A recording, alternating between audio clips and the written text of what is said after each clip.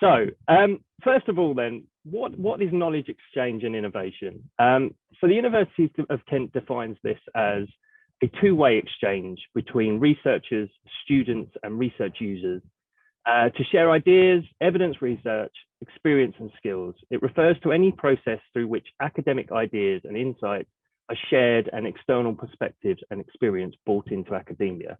So put simply, it's a two-way exchange between ourselves as the University of Kent and you as an industry partner. So if you're a business, a charity, or a public sector organization, our world-class expertise can help you. We have experienced and professional business and innovation gateway team who understand that different businesses need different support, and we will work with you to find the right expertise for your organization. Knowledge exchange has long been at the heart of our research and innovation activities at Kent, and we believe in the power of working collaboratively with industry and the community to benefit both the economy and society. So just to give you an idea, what in a bit more detail, knowledge exchange and innovation examples with us are varied. There are various ways you can work with the university, from consultancy, which consists of companies engaging with our subject experts to provide innovative solutions to business objectives or business problems, through to collaborative funding applications such as knowledge transfer partnerships, which my colleague Claire and I will go into a bit more detail shortly, or by accessing student talent or through access to our facilities such as computing and specialist equipment. So there's various ways that you can work with the university. I'm going to talk a little bit more about the consultancy process. So the university can help bridge skills gaps in your organization through bespoke consultancy. Our subject experts can consider your business's individual circumstances and make recommendations to help with technical or factual problems and offer tailored solutions to overcome them. So we will look at a problem as a whole. We will take into consideration the way your business works, and we will work with you to try and find a solution to any skills gaps or problems that you are having. We can assist with presentations, with conferences or meetings, and we can support with the design, development, and the implementation of new products and services. The benefits to a business of the consultancy service with us is that you have access to over 1,000 academics who are experts in their field across a large and diverse range of subjects. You are then having access to cutting-edge research, the opportunity to bridge that skills gap in your organization without the need to recruit externally. So consultancy can be for a short period of time. If there is a gap in your organization that you know that you need external help with, rather than recruiting somebody full-time, you can work with us and we can look to bridge that with you. You'll receive a bespoke and tailored solution to your business's specific requirements. And as I say, we'll take into consideration not just your business model, but your culture, the way you operate, so we can help tailor that solution to your organization. You're also helping to support the local community and the work we do at the university. And you will gain informal access to the university's network and connections. And it serves as an opportunity to develop a base for future collaboration. And I know that we will talk a bit more about how the first stage of consultancy then leads into other areas of working with the university a bit later on. So what does this look like in practice? Well, essentially the first stage is that the business, your organization, identifies a gap that they need support with. You can then speak to one of us, so a business and industry relationship officer within the knowledge exchange and innovation team, and we will organize a meeting with you to go over in a bit more detail what the problem is, what you're looking to solve. So it could be that there's a specific area that you want to focus on. We will then start to look at academics whose expertise align with that issue or that problem, and we will put a non-disclosure agreement in place to protect all parties. Once the non-disclosure has been agreed and we source those academics, we will then arrange a meeting or meetings with you as the organization to facilitate that discussion, to facilitate that problem-solving exercise, start to look at possible solutions. And as I say, it could be one meeting, it could be a couple, it could be two or three. It depends on how the progress of each meeting goes. But we'll work with you to make sure that we find that. At that point, we will then put together a proposal for the project. We will fully cost it and send that over to you as an organisation for approval. So up until this point, everything has been discussions and working out how we might be able to best serve you. If you're happy with it, then we agree a contract and the project can start. So to put that in a real world context, here I've got a case study here with HRGO, who are our network sponsors and our guest speakers today. So they came to us with the challenge of utilising the vast amount of candidate data they have to create a suitability index for vacancies. The intention was to be able to utilise the data they have to score a candidate against a certain role, so they could improve forecasting, improve candidate matching, and ultimately improve that candidate engagement. They spoke to the Knowledge Exchange and Innovation team, and we engaged with Dr. Anna Jordanus, who is an expert in AI at the University of Kent School of Computing. Dr. Jordanus analysed the data and explored potential solutions. She undertook an in-depth analysis of the data available, taking into consideration HRGO's business model. And the outcome ultimately was a comprehensive report that was compiled with potential machine learning solutions suggested. And HRGO have now taken those recommendations and are looking to turn them into a larger company-wide project. And it may well be that we touch on that in a bit more detail later on today. The full case study, along with several others about how working with the university can work with your business, are available on our website, and we will send the slides around later on, but the link for this particular one is just there below. So hopefully that's given you a very brief but sort of comprehensive overview of what sort of things fall under knowledge exchange and innovation with us at the University of Kent. I'm going to hand over to my colleague Claire, who is going to talk to you a little bit more about knowledge transfer partnerships. So Claire, hopefully you're there. I am. Thank you so much, Chris. Okay. Thank you for the introduction, and hello to everybody. I just wanted to introduce you, as Chris said, to knowledge transfer partnerships. Some of you may be familiar with them. They're often used the acronym of KTP. Chris, have you got the first slide there, please? Thank you. So what is a KTP? So a KTP is a three-way partnership between a company or organisation, an academic institution, and a recently qualified graduate or postgraduate. And the purpose of a KTP is to embed new knowledge and expertise within an organisation to enable the company to do something different, to be able to launch a new product, develop a new technology, a new way of doing something. They are at the strategic level. So Innovate UK, who are the funding, the main funding body for KTPs, but also also organised KTPs, do require companies to be able to demonstrate significant benefit. KTPs can be between 1 to 3 years in length. I'd say an average KTP is around 2 to 2.5 years.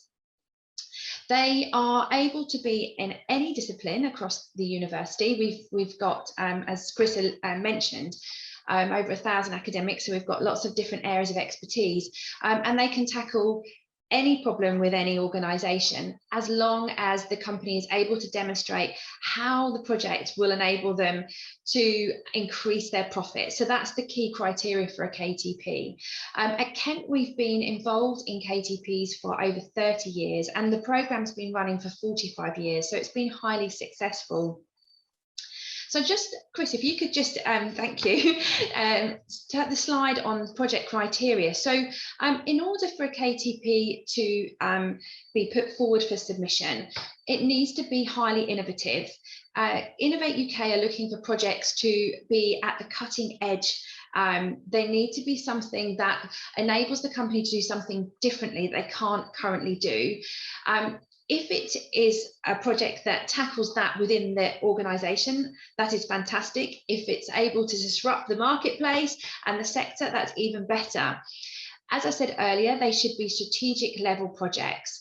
That's the nature of the KTP, hence why they are looking to fund projects of 1 to 3 years. There must be clear need for knowledge transfer.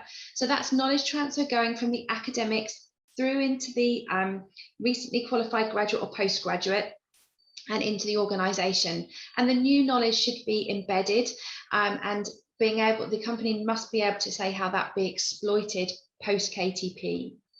There must be social and economic outputs. So they're particularly interested in the return on investment, and they are looking to see the increase on profit on the company's bottom line. Also interested in new jobs created. There may be additional social and environmental impacts, and those are also of interest to Innovate UK. They should be challenging for all three parties.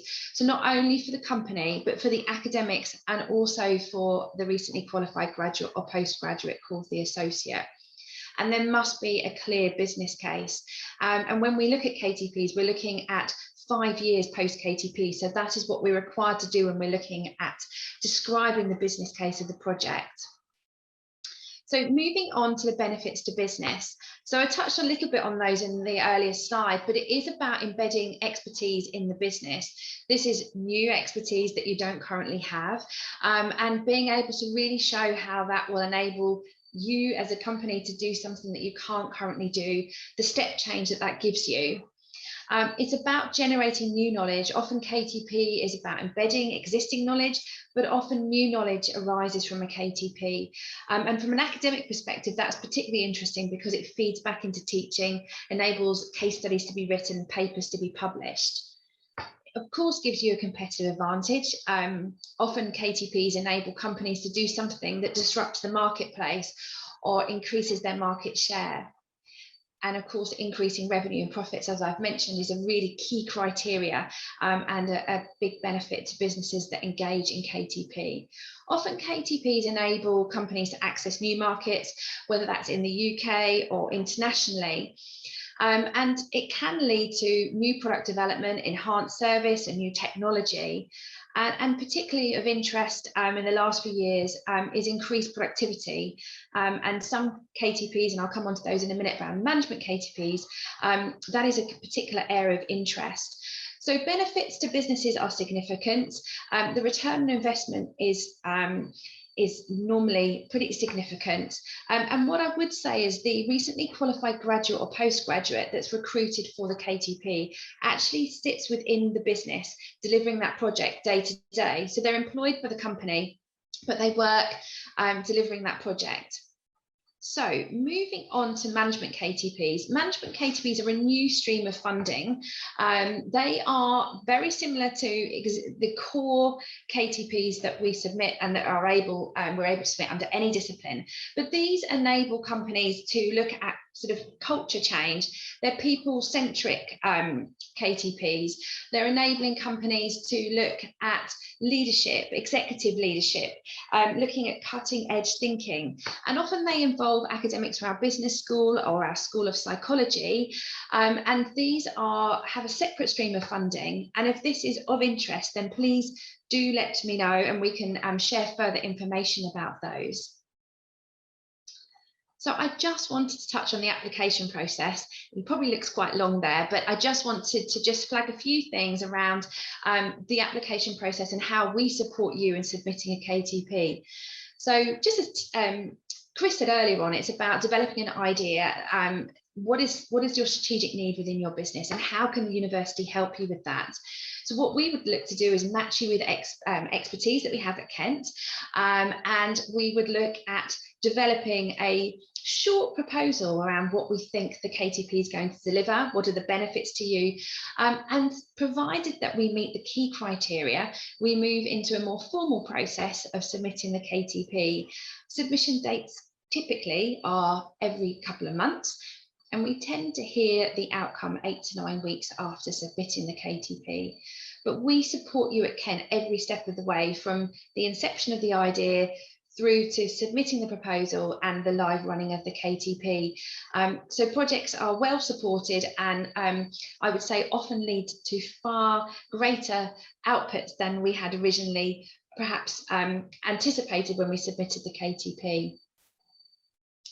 And I just wanted to share this slide because this is a really nice slide to be able to share around the success rate. So the success rate for KTP is very high.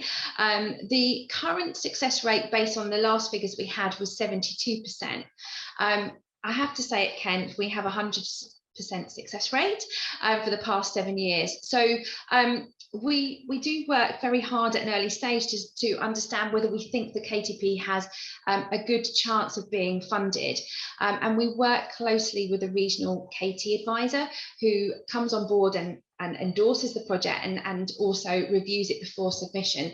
So there's a lot of support around getting the project submitted. And I'd welcome the chance to have, if there's any questions, as Chris said, at the end of the presentation. Thank you, Chris. Thank you, Claire. So just finally, there is some contact information for us there, but we will share it in the chat and we'll send it around at the end.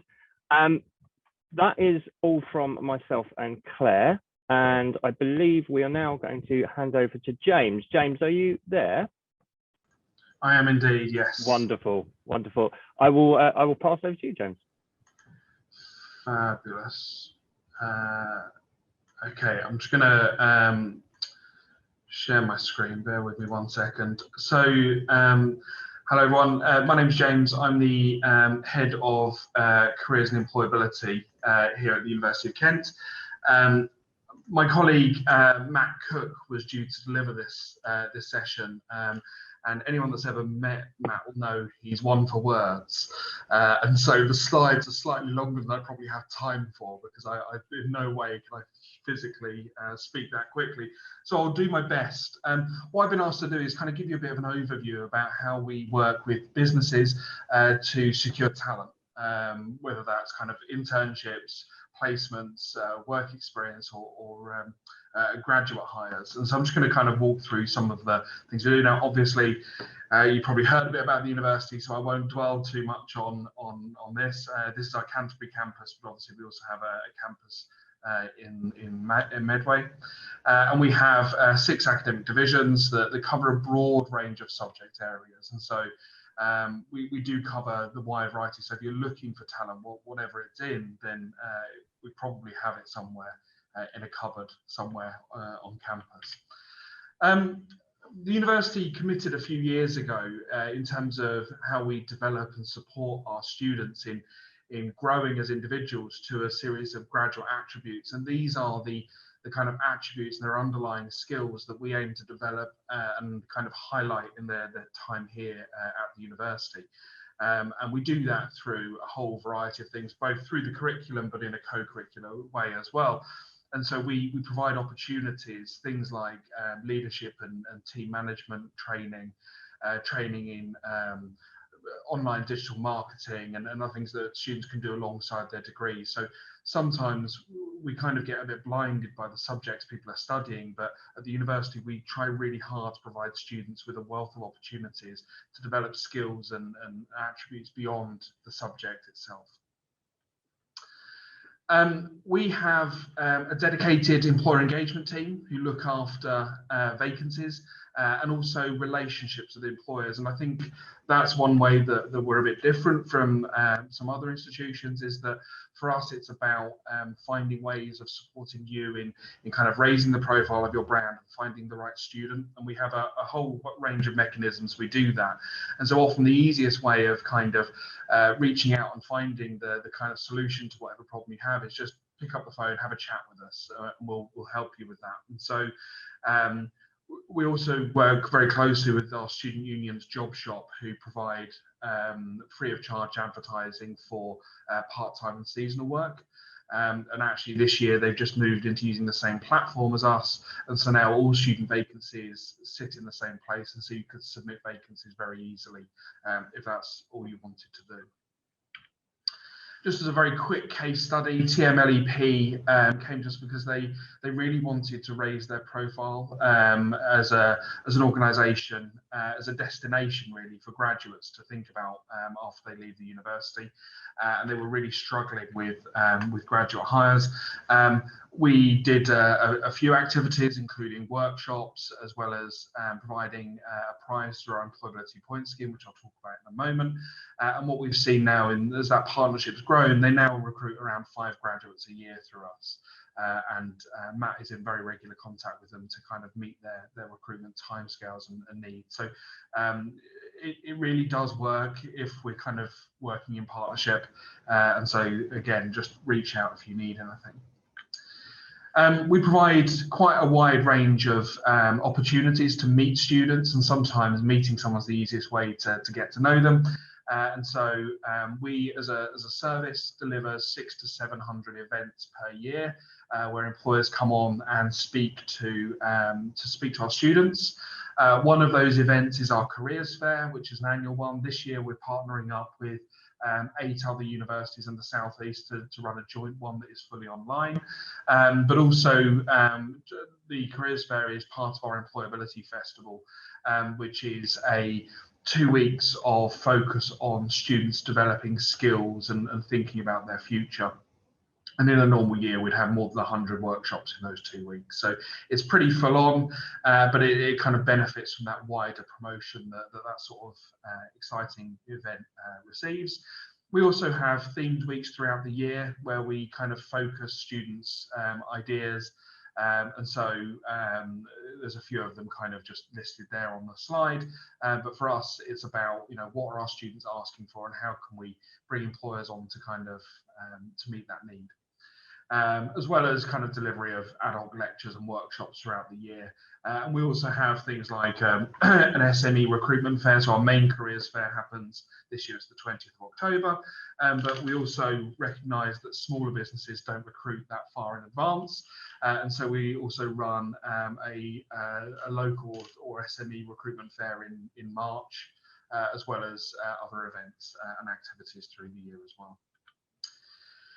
We also do what was traditionally called the sandwich year, or year in industry programs, which are 12-month placement programs delivered as part of the academic curriculum. They tend to recruit alongside the graduate recruiters, so they start recruiting at the start of the academic year for people to start the following summer, sort of June, July time ordinarily. Though for some students, we still have a few students looking for opportunities now. And that's sometimes because personal circumstances have changed or do kind of a whole variety of things. So we recruit year round really for students to do 12 months in a company as an industrial placement. Salary is recommended. It's one of those government loopholes where it's not a legal requirement to pay a placement student.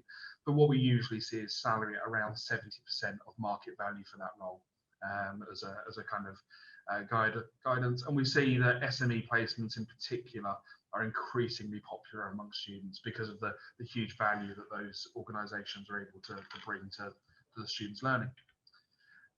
We also have volunteering, so we organise and coordinate volunteering for the university, and our students do 70,000 hours at the moment, and we're looking to increase that significantly. So our students really get involved in the community, and I think that's another way in which the university tries to give back as much as it can to the local community.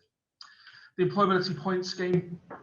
Matt hates it when I refer to it like this, but it's a bit like a Tesco club card, in that students do things and they collect points as they do them, and they cash those points in for prizes at the end of the year. And what that means is it encourages students to participate in activities that develop or enhance their employability more broadly, but they're also encouraged then to reflect on those activities, to identify those strengths that they've developed and identify future areas for improvement and take action on that in a really proactive way. And so the students, and there's around 9,000 of them a year that kind of participate in the programme, are students who are really thinking about their future and where they want to go. And so the benefit really for employers in participating in the scheme, and the way employers do that is that they provide prizes for students for the end of the year. And those prizes include things like work experience, internships, insight days, training, lunch with the CEO, anything like that. They're always really, really attractive. And students, employers that participate in that way, what they're getting is access to the most motivated, the most developed, the most engaged students. And you can really see a huge impact. And I know that a number of the people on the call today have engaged in this program, so I won't continue to extol the virtues, but trust me, everyone really, really loves it when they engage. And so this is kind of an example of how we award the prizes. You don't need to worry about that, but so internship students have to have accrued 200 points, for example, and 200 points would include, attending a workshop on kind of understanding the labour market might be 5 points, whereas undertaking a volunteering project could be anywhere between 5 and 40 points. And so you can see that it's not easy to get those internships, and the students really have to work hard for it. As an example, Medway Council, who actually offer 30 rewards a year, paid internships and unpaid work experience. I think we're trying our hardest to fully staff Medway Council on an annual basis through the scheme. These guys do an amazing job of and they're in pretty much every operational area of the council, because the value the students bring every year is just huge. And what's happened over time is that Medway Council has become an employer of choice for students, because the brand is there, because all 9,000 students that engage in the scheme receive a booklet that tells them about these opportunities and describes the way that each of these businesses and organisations work. So that's more than enough talking from me. If you wanted to kind of pick up any of this at all, so my email is there, and Matt is our employer engagement manager. Feel free to drop us a line. We'd be really happy to meet for a coffee and chat about what's possible. Wonderful. Thank you very much, James. That was really, really interesting, especially myself recently joined the university. It's good to hear from other areas. So I believe our next speakers this morning are Roddy Barrow and John Parkinson from HRGO. Are you both there? Excellent. I can see you on the screen. So I will hand over to you both now. Chris, thank you very much, and to all of you for your kind words so far. And I'd say, as Group Managing Director of HRGO, that we're delighted to be invited to speak today. And really it is with great pleasure that we've been able to develop strong relationships with the University of Kent. And whilst we are a recruiter and sponsoring this, a lot of what has been said today we've already embraced. And it's a journey that's been hugely beneficial to us, and I would urge all of you to do the same if you have such an opportunity. P.S. I'm not being paid to say that, but it is genuinely with heartfelt thanks that we thank the university team. So thank you to you all. And I think just adding to Claire's words, when we were looking at the Innovate UK grant, we certainly looked at the competitive advantage and doing things differently, having a USP, but actually also naturally to increase our revenue and profits, which were certainly always high on our list. And so talking to you today, I suppose there's two things I want to do. One is tell you a little bit about HRGO and what we do and how we do it, because that's very relevant as to how we've approached things coming to the university, asking for help, and hopefully having a bit of a partnership with them in terms of benefiting their students, benefiting ourselves, and lots more. And I'm very glad to have John Parkinson with me today to talk about some more of the practicalities of things, because he is both a family business owner of our group and also our group CIO, and he's particularly addressed the technology angle of recruitment. I think just starting initially with a brief introduction of HRGO for those of you that don't know it, we are Kent headquartered, we're a family business. We have 35 offices across the country. So from that point of view, we can handle national contracts. One or two of you represent larger organizations today, and certainly during COVID, we've been out there operating right across the country in terms of particularly helping the essential service side of things. More recently, we've set up a specialist education desk, and certainly the intention is to make that nationwide as a brand, helping schools, colleges and universities develop and gather talent for their own use. And yesterday was very exciting for me because actually my background is as a chartered accountant, and we started a specialist finance sector offering in terms of entity, and a company called Absolute Executive Search, which will be very much targeting higher end finance positions across the country. COVID inevitably has had its highs and lows. I'm very pleased to report from an HRGO point of view that we've actually been very lucky during our time, but it did require us to evolve during the last 16 months in a very big way. And I'll let John tell you a bit more about that in a moment, but we did enable 35% growth last year and to create profits. And furthermore, in 2021, we think we will have grown by a similar amount again. So under very unprecedented conditions, we were very pleased with our progress. But I think what we have to look at, and I suppose introducing the sort of practical side of things as to why we've approached the university for help. And some of these reasons come up on the slides that have already been offered to you already, is that recruitment is changing very fast. And really COVID-19 has been a huge accelerator of that people have had to work from home. They have had to meet people online. We've all got used to Teams calls, and you're on mute, Roddy, isn't often the thing that colleagues tell me when trying to talk. All new sort of phrases, but we've all evolved more than we probably think we have. And I suppose for those of you less involved with recruitment, it has always been an outsourced service in terms of where a business is trying to perhaps gain a competitive advantage, perhaps to reduce cost even. Sometimes it's ironing out the highs and lows of resource in terms of that obviously it's inappropriate, uneconomical to have a huge team in the HR team, but inevitably when you're doing certain processes, then you need extra help, consultancy help, you need help advertising, whatever it is. And some of you I've been talking today, you know, even finding the right candidates at the moment is one of the biggest challenges. And I suppose for us, the evolution of technology means that the task of recruitment for businesses has generally become much easier. And therefore, from our own patch point of view, clients are moving into what we previously did as an outsourced service for them. And therefore, we have to evolve ourselves. And I suppose some examples of the last 12 months, we've gone through a roller coaster ride where COVID, rather than a lack of candidates, which we went into COVID with, suddenly during COVID, there was a lack of jobs, that some sectors closed down completely, whether it be aviation, hospitality, education. There were huge demand for people to quickly work with government, and therefore how were we going to transition people from one sector to another sector very fast?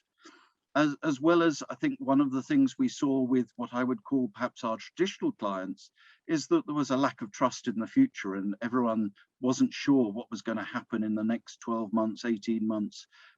Generally, people went into COVID reasonably robust. They had plans for expansion, but then they put them on hold. Did they want just temporary staff because they weren't sure about the permanent staff and all those sort of things? But now things have done a U-turn again, that suddenly furlough is ending and businesses have some difficult decisions to make that maybe they haven't been quite so lucky during COVID. Equally, as certainly a couple of people have already referred to in the networking session, that there's a lack of candidates.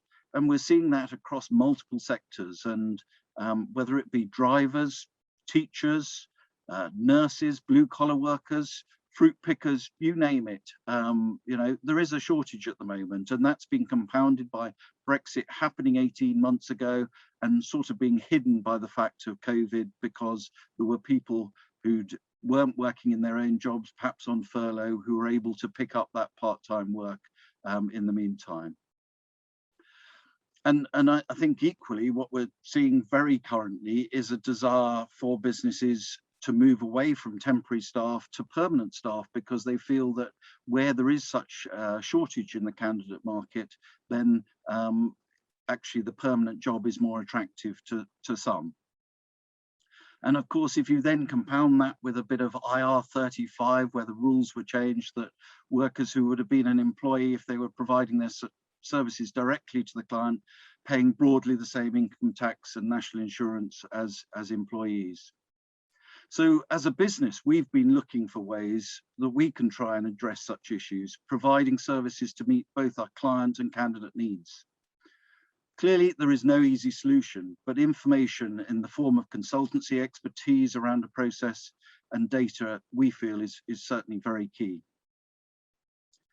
So before I end, I just want to give one sort of analogy, which when thinking of what to say today, but I remember visiting an antique shop in an antiques market rather in the 80s with my parents, and they had a specific requirement that they needed to find a gift for a ruby wedding anniversary, and they'd waited a week for this market to happen. We went round it, we perhaps found 2 appropriate items, and I think eventually they bought one of them.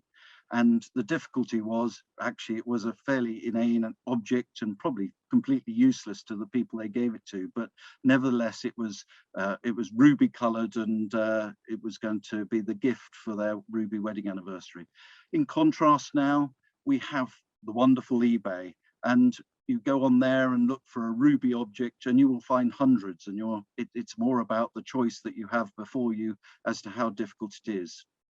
And I think this. The analogy is very typical for recruitment, and it's how recruiters can help you guys in terms of open the playing field so that you really do get the best talent and widen the field for yourselves. And I suppose, you know, if we look back to recruitment, the old antique market was about the black book and who did you know in that sector that you could introduce to your clients. So the likes of LinkedIn these days have completely blown that apart. And so with that, I want to immediately hand over to John, who has already been kindly introduced by Chris, but he is the 3rd generation of our business, and therefore very instrumental in our success of having perhaps different attributes to his father and even myself in terms of his skills, particularly with his focus on technology.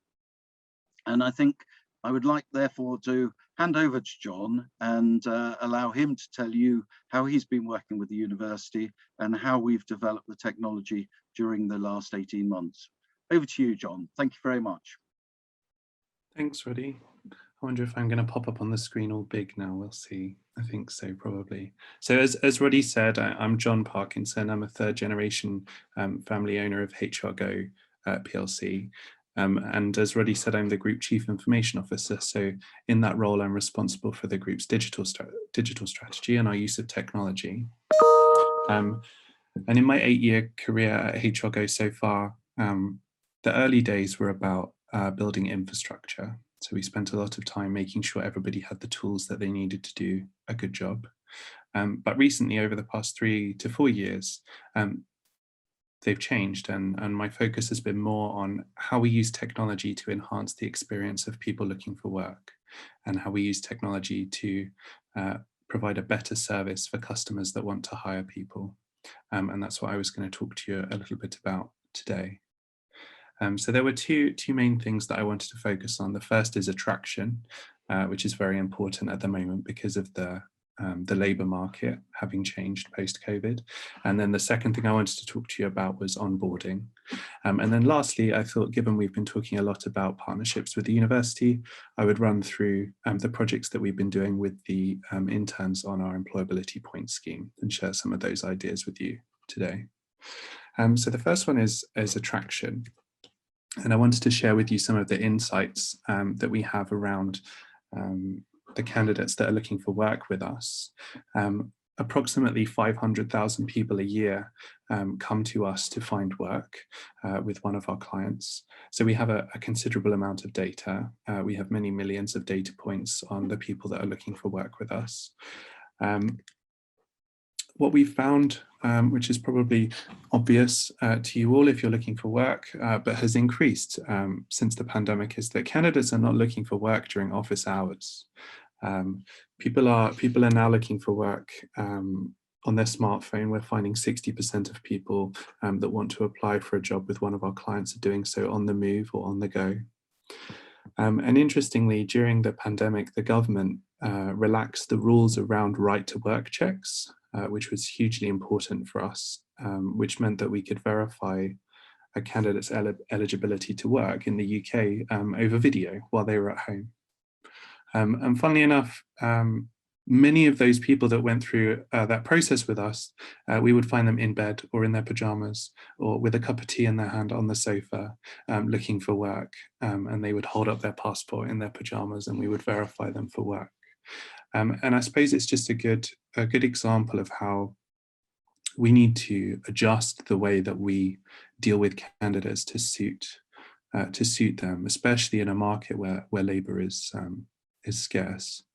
The days where we would convince a candidate to hop on a bus and come down to one of our offices to meet with us for the possibility of a role are gone. And actually, I think that's really beneficial, because especially with the lower skilled jobs or the lower paid jobs,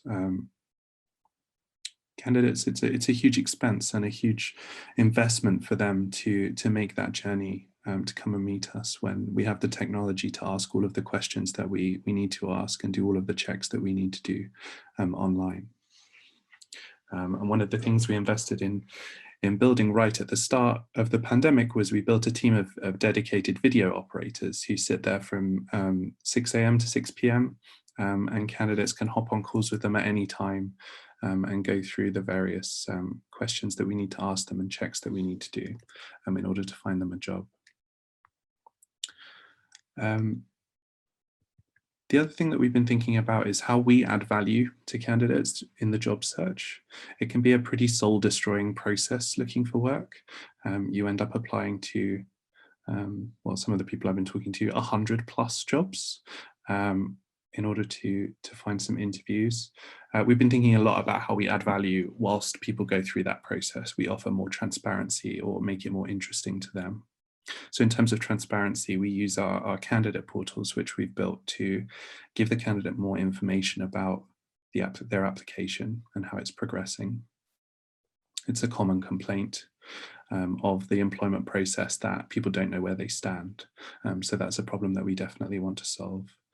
And drawing on the employability point scheme, one of our interns was looking at or has built, and we've deployed it actually, our first psychometric test on the candidate portal, which we just offer to candidates at no cost for them to go in and do. And they get to download a copy, so it's not like we own it. They get to take it with them and share with other employers that they're talking to. As a way of kind of making a richer profile for them and making it a more enjoyable experience. For those of you that have stumbled across these like Facebook posts of like which cat are you or whatever, I don't know what they are. People do enjoy filling out these forms and telling people about who they are and hearing some feedback. And then onboarding. I thought I'd talk about onboarding because that's been a big thing that's changed, and we've done a lot of work on that. Candidates and employees previously used to travel to site to do onboarding. We've got clients in manufacturing and warehousing and logistics where health and safety and compliance is really important to them. And so we've digitized a lot of that process. So candidates can do it on demand when they're free, not at a prescribed slot at one of our sites, which would be very inconvenient for them. So we're focusing really, I'm just looking at the time, we're focusing really on digitizing the recruitment processes that are transactional and low value, so that we can invest time, as Roddy says, as an outsourced partner, we leverage the fact that we've got so many hundreds of thousands of candidates applying to us that we can use that data to craft a good experience for them. And that gives us more time to spend with our clients and candidates consulting and delivering higher value services. And then if I've got 1 minute left, I thought I'd just cover the 3 projects that we did with the Employability Points interns and how that worked for us. So we took three of them, one from the computer science school, one from the business school, and another from finance. So the computer scientist, he implemented these psychometric tests for the candidates, which is great. And he's been feeding back to us each week about how many of the people looking for work have sat those tests. It's really fantastic. He's working on a second test at the moment. The financial student had a look for us at the channels from which we attract candidates and how performant they were and how cost effective they were. Like Roddy said, we use LinkedIn, Indeed, Reed, CV Library, all of them, as you would imagine, and spend a huge amount of money on them. And then the third intern that we took on, he worked with me as a digital strategy intern and helped us produce a marketing plan and a product plan for us to take forward the development of these new digital products that we're building at HRGO. I think that's my time. I'll hand back over. Wonderful. Thank you very much, Roddy and John. That was really interesting and particularly insightful. Thank you very much, everybody, for your time this morning. And as I say, if there is anything further that you would like to know, please don't hesitate to reach out to one of us directly.